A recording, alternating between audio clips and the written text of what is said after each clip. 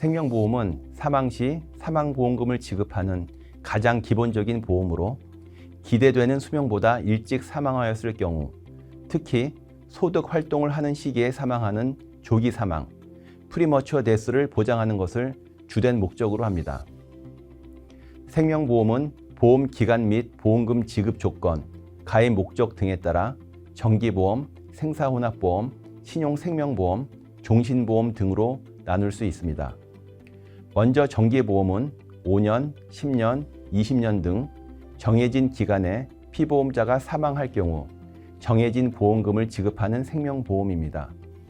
한 가정의 가장이 사망 시 소득 상실로 인해 발생할 수 있는 경제적 곤란 문제를 해소하기 위하여 가입하는 경우가 일반적이라고 할 수 있습니다.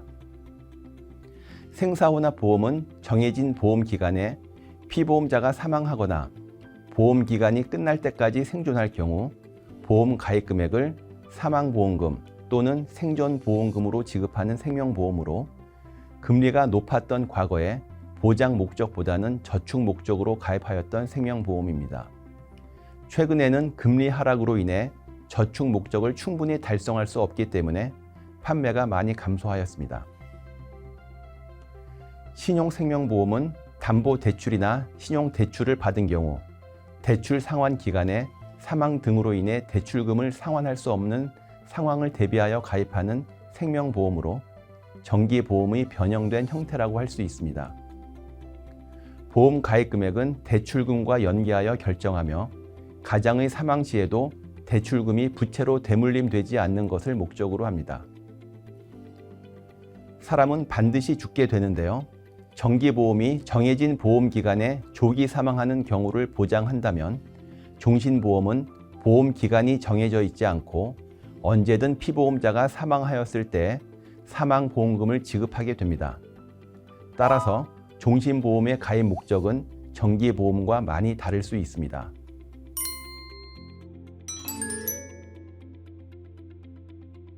그렇다면 사망을 보장하는 생명보험의 가입 목적은 구체적으로 무엇일까요?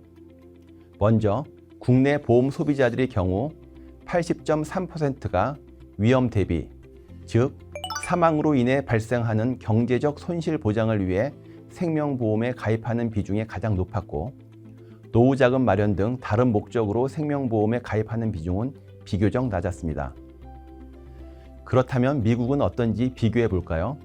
가입 목적을 중복 선택하였기 때문에 우리나라와 직접 비교는 어렵습니다만 보시는 것처럼 다양한 가입 목적이 균등하게 분포되어 있다는 점에서 우리나라와 많은 차이를 보이고 있습니다.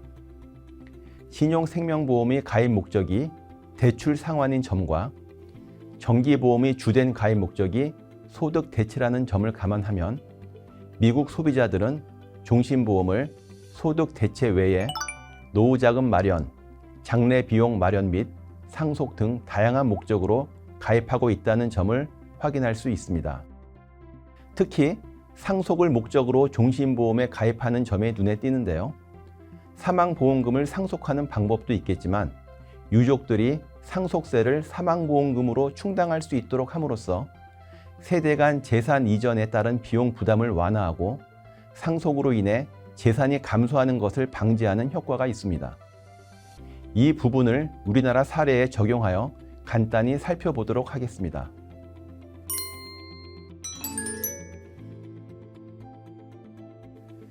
지금 보시는 표는 최근 10년간 국내 상속세 과세 현황입니다. 2011년 1조 5,545억 원에서 2020년 4조 2,294억 원으로 총 172% 증가하였습니다.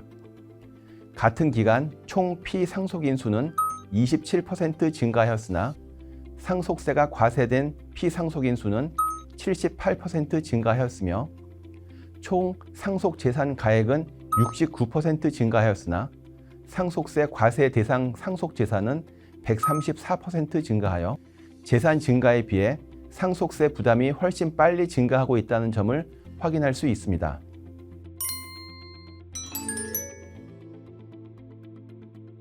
이와 같은 상속세 부담 증가에는 주택 가격 상승이 중요한 영향을 미쳤을 것이라고 추정할 수 있습니다.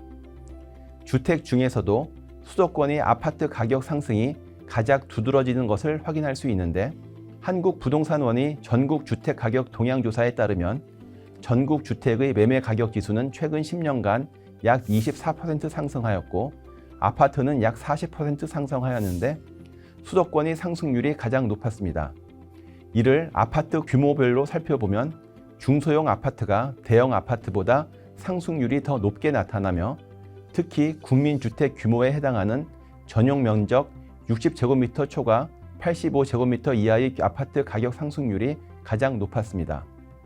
이를 근거로 주택 가격 상승에 따른 자산 가치 상승이 부유층보다 중산층에 더 큰 영향을 미칠 수 있다고 판단됩니다.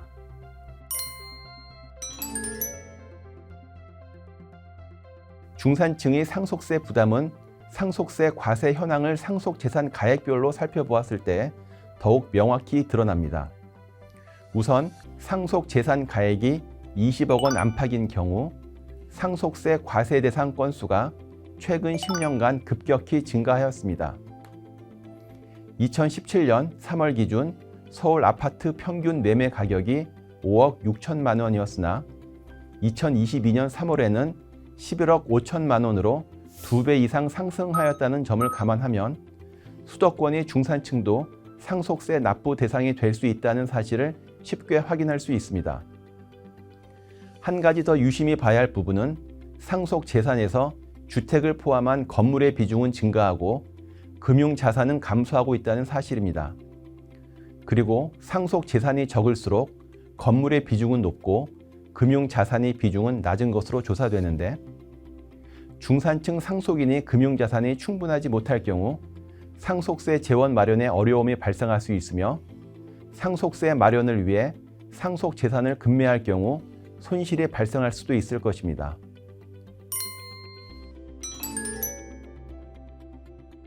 상속 재산을 20억 원으로 가정했을 때 배우자가 모든 재산을 상속받을 경우 모든 상속 재산에 대해 배우자 상속 공제를 받을 수 있기 때문에 상속세가 발생하지 않습니다. 그러나 일부 재산이 자녀에게 상속될 경우 상속 공제액이 감소하여 상속세가 발생할 수 있으며 배우자가 없는 경우에는 상속인은 일괄공제 5억 원만 받을 수 있기 때문에 최대 4억 2천만 원의 상속세가 발생할 수 있습니다.